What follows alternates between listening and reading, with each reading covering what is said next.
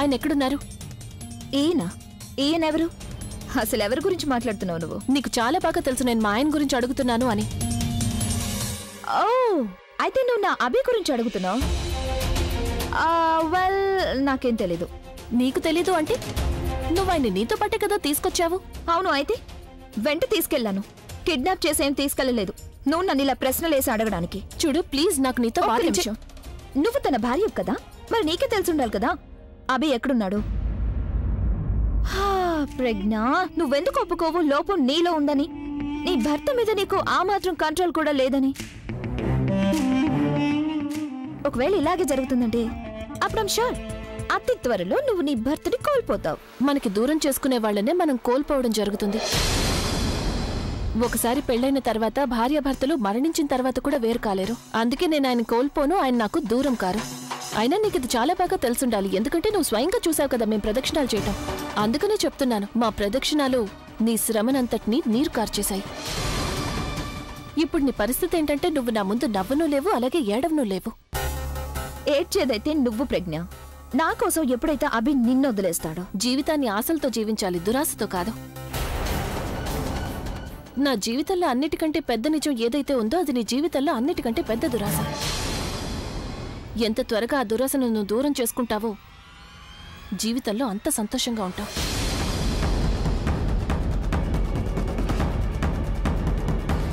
Just ఒక్కరోజు ఆగు ప్రజ్ఞ, అప్పుడు తెలిసిపోతుంది అభి ఎవరికి భర్త అవుతాడు. ప్రజ్ఞ, మీరు ఎక్కడున్నారు? ఎప్పటి నుంచో వెతుకుతున్నాను. నువ్వు నన్ను వెతుకుతున్నావు, నేను ఆయన వెతుకుతున్నాను. ఎక్కడున్నారో తెలియడం లేదు. అభి కోసమే నేను మిమ్మల్ని వెతుకుతున్నాను. తను ఎక్కడున్నాడో నాకు తెలుసు. ఎక్కడున్నారు? ఇంట్లో. ఇంట్లో ఒంటరిగా ఏం చేస్తున్నారు? అందరూ ఇక్కడే కదా ఉన్నారు. తెలీదు. తను ఫోన్ చేసి తనేదో ప్రాబ్లంలో ఉన్నాను, హెల్ప్ కావాలి, నన్ను లోపలికి రమ్మంటే అప్పుడు. ప్రాబ్లమా? అయితే నువ్వు వెళ్ళొచ్చుగా, నువ్వు ఆయన ఫ్రెండ్ కదా, ఆయనకి సాయం చేయొచ్చుగా. నేనైతే స్నేహితుడే, కానీ మీరైతే వైఫ్ కదా. మీరుండగా తను ఇంట్లో ఒంటరిగా ఉంటే ఏమైనా బాగుంటుందా? మీరే వెళ్ళి హెల్ప్ చేయండి తనకి. నేనా? ప్రవీణ్, నీకు తెలుసు కదా ఆయన గురించి. ఆయనకి నా మీద కోపం వచ్చిందంటే. ప్రజ్ఞ వదిన, అదంతా నాకు తెలీదు. నాకు తెలిసిందల్లా ఇది చాలా మంచి అవకాశం. వెళ్ళి మీ మనసులో మాట తనకు చెప్పేయండి. Okay, all the best. ఇక లాభం లేదు, నేను ఆయనతో మాట్లాడాల్సిందే. తర్వాత ఏం జరుగుతుందో అప్పుడు చూద్దాం.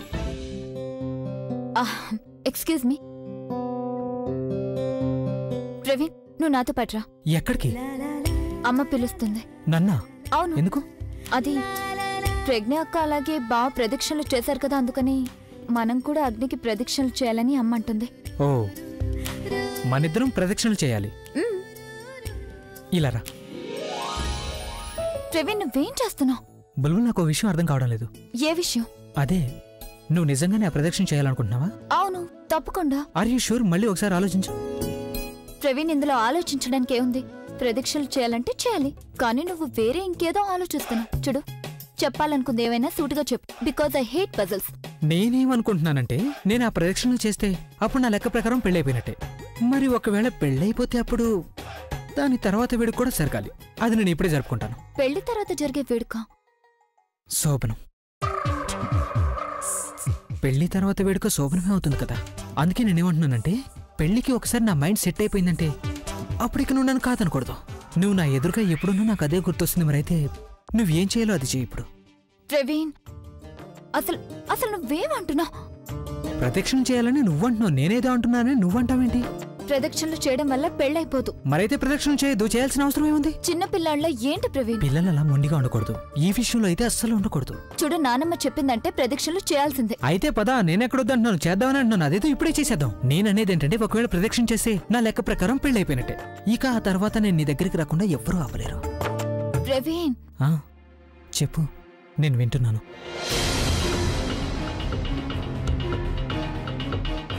నీ మౌనాన్ని అంగీకారం అనుకోవచ్చా?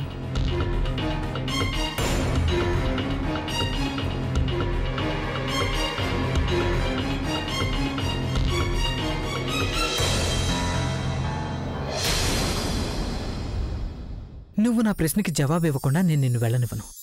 నువ్వు జవాబైతే చెప్పాల్సిందే. నేనైతే నీకేం చెప్పను. ప్రదక్షిణలు చేస్తానంటే చెప్పు, లేదంటే నేను అమ్మకు చెప్తాను. అరే, నువ్వు మధ్యలో అమ్మని తీసుకురావాల్సిన అవసరం ఉంది. నువ్వు నాతో మాట్లాడచ్చు కదా. నువ్వు మధ్యలో పెళ్లిని ఎందుకు తీసుకొస్తున్నా? అదైతే నేను ఊరికే. ఇక పదా. సరే చూడు, కిస్ అయితే ఇవ్వు. ఇందాకే కదా నేను ఇచ్చాను. అది అంటే నీ ఉద్దేశంలో ఇందాక నువ్వు నన్ను ఇక్కడ టచ్ చేసి కిస్ అనుకుంటున్నావా? అవును, పెళ్లికి ముందు అంతే దొరుకుతుంది. అదంతా కుదరదు. ఇందాక ఇడిచేసావు కదా, ఇప్పుడు ఇడిచేయి. లేదంటే ఏ బొగ్గ కోపం వస్తుంది. కోపం వస్తే రానివ్వు, పెళ్ళయ్యాక అదే దారికొస్తుంది. నువ్వు నా మీద కోపం నా బొగ్గ మీద ఎందుకు చూపిస్తున్నావు? కిస్ ఇచ్చేయచ్చు కదా, పెద్ద విషయం ఏముంది? ఎందుకంటే నీ బుగ్గ నీలాంటిదే, మరి చాలా మొండిది. అవును, మొండిది. నీలా పిసినారిదైతే కాదు కదా. నేను పిసినారనా? Of course. బుల్బుల్, నువ్వు పెళ్లికి ముందు ఇలా ఉంటే పెళ్ళైన తర్వాత ఏం చేస్తావు నువ్వు? ప్రవీణ్, నువ్వెన్ని డ్రామాలు ఆడుతున్నా? నేను డ్రామాలు ఆడుతున్నానా? నేను నీతో డ్రామాలు ఆడుతున్నానా? సరే, నేనైతే ఇక్కడ ఉన్నా, ఇక్కడ నుంచి వెళ్ళిపోతున్నా. నువ్వేం చేసుకుంటావు? సరే, అలాగే అలాగే. Okay okay okay. నువ్వు నీ కళ్ళు మూసుకో. ఎందుకు? అది నాకు సిగ్గేస్తుంది. బుల్బుల్, నాకేం సిగ్గలేదు. ప్రవీణ్ ప్లీజ్. బుల్బుల్, కిస్ కావాలా వద్దా? కావాలిగా. అయితే కళ్ళు మూసుకో. కుదరదు. ఓకే సరే, అలాగే.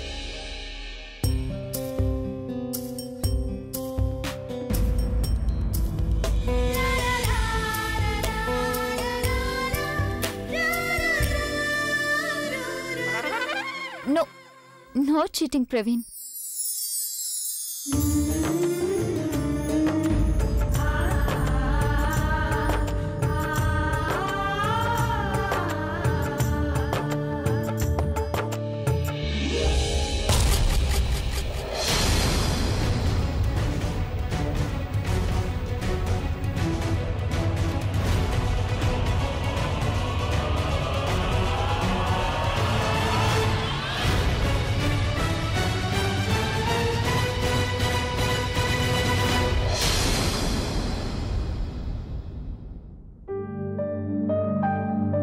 అభి, వాష్రూమ్ ఎక్కడుంది?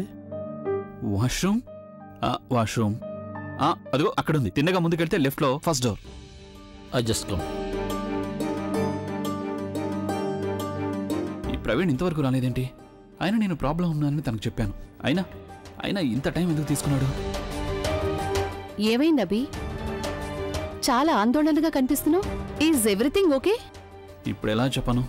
మీరిద్దరే నా ప్రాబ్లం అని.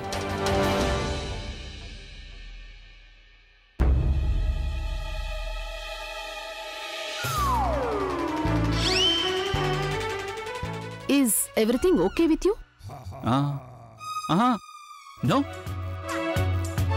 నో ప్రాబ్లం ఆంటీ, అంత బానే ఉంది. నేనేం ఆలోచిస్తున్నానంటే ఇంతసేపటి నుంచి వెయిట్ చేస్తున్నాను, మా ఆవిడ ఇంకా రాలేదేంటా అని. యూనో వన్ థింగ్ ఆంటీ, నేను తనని నా భార్య అనుకోను, కానీ తను నన్ను తన భర్తను అనుకుంటుంది.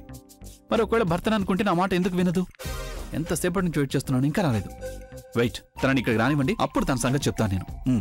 మీరు రమ్మంటున్నారని అమ్మగారిని పిలవమంటారా? వద్దు రామ్ సింగ్, నా దగ్గర ఫోన్ ఉంది కదా. ఒకవేళ ఈ వయసులో ఉద్యోగం పోయిందనుకో, అప్పుడు మీ ఆవిడ్ని కూడా పిలవలేవు నువ్వు. వెళ్ళికొనొచ్చు. Thank you Ram Singh. Phone ఇప్పుడే ఫోన్ చేస్తాను. ఎగురుకుంటూ వచ్చేస్తుంది. ఓకే, ఎక్కడున్నావు నువ్వు? నీకోసం వెయిట్ చేస్తూ నేను ఇక్కడ వెయిట్ లాస్ అయిపోయాను. నువ్వు మాత్రం అక్కడ పండుగ ఎంజాయ్ చేస్తున్నావా? నీ గెస్ట్లని వదిలిపారే. ప్రత్యేకమైన నా గెస్ట్లు ఇద్దరు ఇక్కడ నాతో పాటు కూర్చుని వెయిట్ చేస్తున్నారు. అందుకే నువ్వు ఎక్కడున్నా కూడా ఇప్పుడే ఈ క్షణమే అక్కడి నుంచి ఎగురుకుంటూ ఇక్కడికి వచ్చేసేయాలి. లేదంటే నీకు తెలుసు ఒకవేళ నాకు కోపం వస్తే ఏమవుతుందో. అప్పుడు నేను నేను నేను నేను నీకు తెలుసు ఏం చేస్తాను.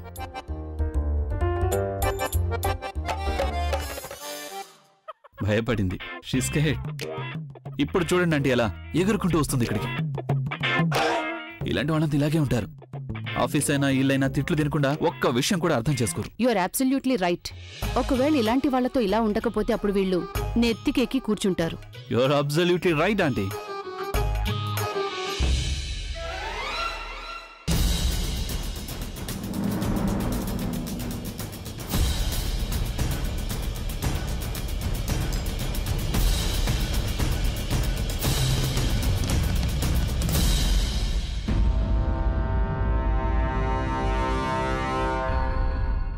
ఎవరితో మాట్లాడుతున్నారు? ప్రవీణ్ ఏ ప్రాబ్లం గురించి అయితే అన్నాడో అది ఈవిడ వల్ల కాదు కదా.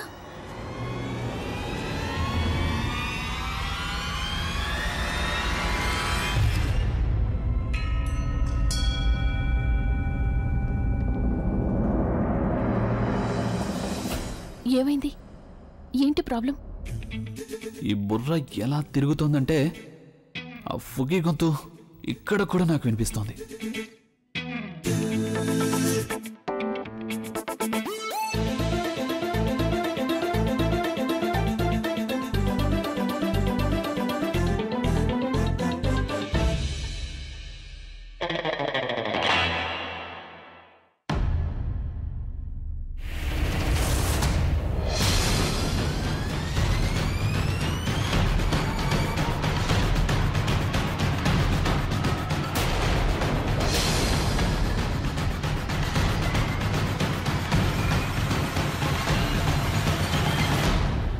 Aunty, excuse me 1 minute. నువ్వు ఇక్కడేం చేస్తున్నావు? ఎవరు రమ్మంటే వచ్చావు? బయట అంతమంది గెస్టులు అయినా నువ్వు నాన్నమ్మ దగ్గర ఉండాలి కదా. తను నీకోసం వెతుక్కుంటూ ఉంటుంది. అమ్మమ్మ నా కోసం వెతకడం లేదు, ఆవిడ దగ్గర నుంచే వస్తున్నాను. అయితే నువ్వు గెస్టులతో పాటు ఉండాలి. గెస్ట్ తో పాటు మీరు ఉండాలిగా. మీరు ఇక్కడేం చేస్తున్నారు? అయినా ఈవిడెవరు? ఇక్కడెందుకు కూర్చుంది? గెస్టా? గెస్ట్ అయితే బయట ఉండాలిగా. బయట ఎందుకు లేదు? ఇక్కడెందుకుంది? నువ్వు కోర్ట్ రూమ్ లో నిలబడున్నావా? ఇన్ని ప్రశ్నలు అడుగుతున్నావు. చెప్పాను కదా, బయటకెళ్ళు. ఎందుకు వెళ్ళాలి? ముందు నాకు చెప్పండి, ఈవిడెవరు? నక్కాబోయే అత్తగారు. ఏంటి? చూడు ఫుగి, అత్తగారైనా మరదలైనా తేడా ఉంటుంది. నువ్వు వెళ్ళమ్మా తల్లి, ఇక్కడి నుంచి వెళ్ళు. అలా ఎలా వెళ్తాను? మీరు నాకు బాధగా కనిపిస్తున్నారు, కొంచెం భయంగా కూడా కనిపిస్తున్నారు. ఏదో గందరగోళం ఉంది. నేను వెళ్ళి అమ్మమ్మని పిలుచుకొస్తాను. ఆగు, నీకేమైనా పిచ్చి కింద ఫుగి? మధ్యలోకి నాన్నమ్మ నేను తీసుకొస్తున్నావు. మీరు నా ప్రశ్నలకు జవాబు ఇవ్వకపోతే అమ్మమ్మనే పిలవాల్సి వస్తుంది. ఆవిడని అడుగుతాను ఈవిడెవరు అని. సరే తల్లి, చెప్తాను. వాళ్ళు ఇద్దరు నా క్లయింట్స్. ఇద్దరంటే ఒకరు ఇక్కడున్నారు, ఇంకొకరు వాష్రూమ్ లో ఉన్నారు. వాళ్ళు నాతో డీల్ సైన్ చేయించుకోవాలనుకుంటున్నారు. అందుకే ఇక్కడికి వచ్చారు. అయిపోయిందా? ఇక్కడ వెళ్ళు. తెలీదు. తను ఫోన్ చేసి తనేదో ప్రాబ్లంలో ఉన్నాను, హెల్ప్ కావాలి, నన్ను లోపలికి రమ్మంటే అప్పుడు. ప్రాబ్లమా?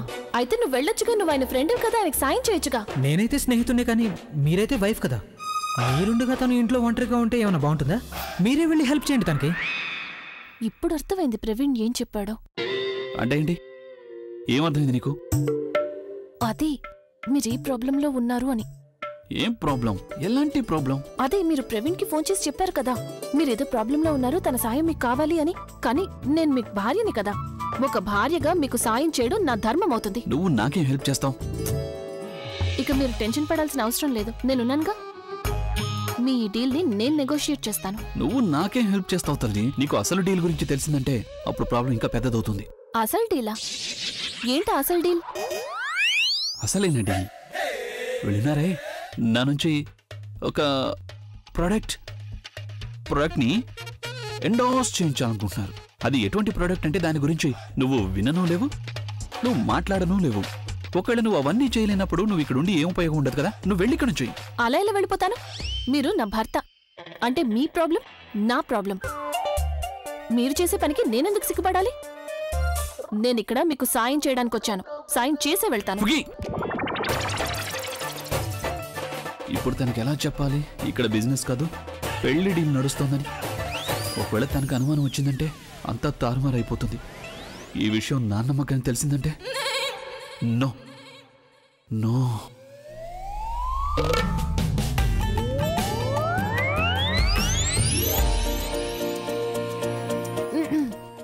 నమస్తే. నమస్తే. నువ్వు బహుశా అభికి వైఫ్ ఏమో? అవును.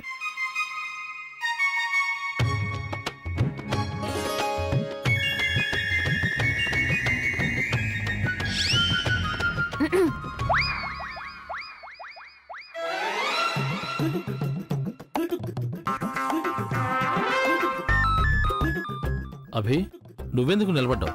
కూర్చో. థ్యాంక్ యూ అమ్మా, ఐ రియల్లీ అప్రిషియేట్ యూ. నువ్వు మమ్మల్ని కలవటానికి అక్కడికి వచ్చినందుకు. లేదంటే ఫ్యామిలీ ఫంక్షన్ వదిలిపెట్టి ఎవరొస్తారు? అలాగే నిన్ను కలవాలని మాకు కూడా బాగా అనిపించింది. నన్ను కలవాలనా? అదే రాక్ స్టార్ వైఫ్ కదా, నిన్ను కలవాలనుకుంటారు. అభి అయితే నేను ఎంతగా పొగుడుతున్నాడంటే. పొగట్టమా? పొగట్టం నేను డీల్ గురించి అంటున్నారు. Deal deal? అవును, డీల్ డీల్, ఇద్దరు వ్యక్తుల మధ్య డీల్. మీరు అలసిపోయినట్టున్నారు, నేను కూడా బాగా అలసిపోయాను. ఒక పని చేద్దామా, రేపు మాట్లాడుకుందాం. వద్దు, రేపెందుకు? మనం ఇవాళే మాట్లాడదాం. ఇవాళ పండుగ కదా, పండుగ రోజున ఏదైనా కొత్తది ప్రారంభిస్తే చాలా మంచిదవుతుంది. ఇంతకంటే మంచి రోజు ఇంకేది ఉండదు. మనం ఇవాళే మాట్లాడుకుందాం. సరిగ్గా చెప్పావు నువ్వు. ఇవాల్టి రోజున ఒకవేళ కొత్త బంధం ఏర్పడితే అప్పుడది ఎప్పటికీ నిలబడుతుంది. బంధమా?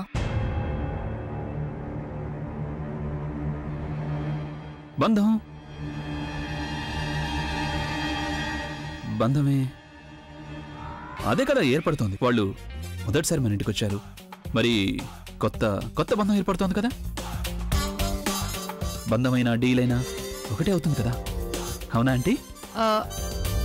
ఐ మీన్ అభి అంటే చూడండి, ఇప్పుడు బంధం అనేది తెగిపోతే ఆ తర్వాత జనం దాన్ని బంధం అన్నా డీల్ అన్నా తేడా ఏముంటుంది? మీరు దీన్ని డీల్ అనే అనుకోండి. తల్లి, నీకు ఈ బంధంతో ఐ మీన్ నీకు ఈ డీల్ వల్ల ఏదైనా ప్రాబ్లం ఉందా? ప్రాబ్లం ఎందుకుంటుంది? నాకు చాలా సంతోషంగా ఉంది.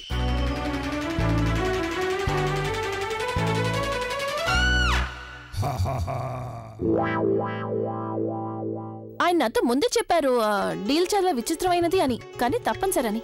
మరొకవేళ తప్పనిసరి అయితే నాకేమీ ప్రాబ్లం లేదు.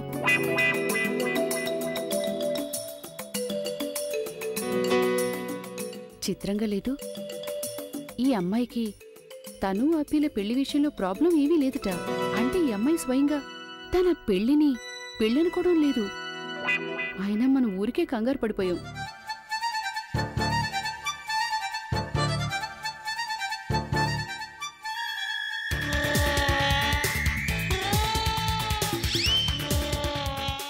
వాళ్ళు ప్రైస్ తగ్గించాలనుకుంటున్నారని నాకు అనిపిస్తోంది. But you don't worry, I will handle them.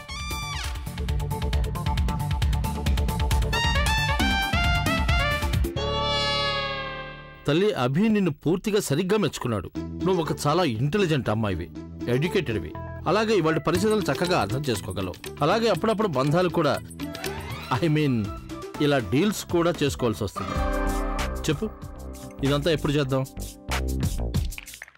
అంటే ఏప్రిల్ నెల బాగానే ఉంటుంది కదా? లేదు, ఐ థింక్ ఏప్రిల్లో బాగా వేడిగా ఉంటుంది. June should be better. జూన్లో ఎలా చేస్తారు?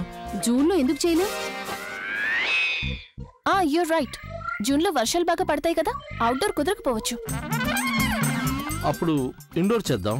అందులో ప్రాబ్లం ఏముంది? అవును, కానీ యునో వర్షాకాలంలో గెస్ట్లు తక్కువగా వస్తారు. గెస్ట్సా? గెస్ట్స్ అంటే వీళ్ళు ఆడియన్స్ ని గెస్ట్స్ అంటారు. Very cultured. How nice. ఒక పని చేద్దాం, 2-3 నెలల తర్వాత చూద్దాం.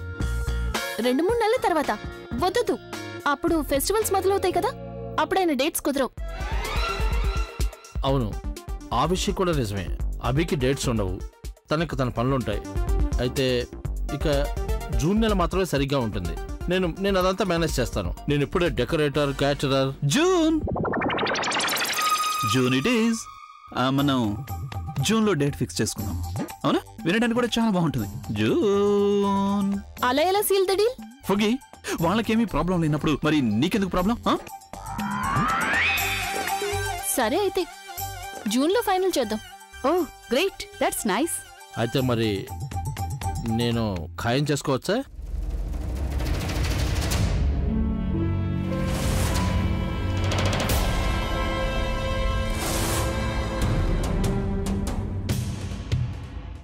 ఖాయం కాదు, విషయం అప్పుడు ఖాయం అవుతుంది ఎప్పుడైతే మీరు డబ్బులు డిసైడ్ చేస్తారు.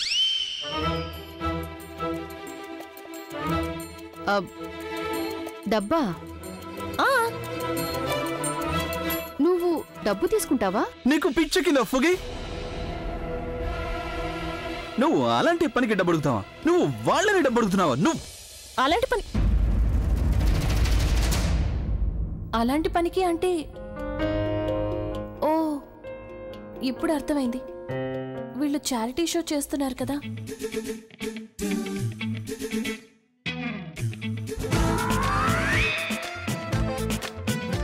Sorry sorry.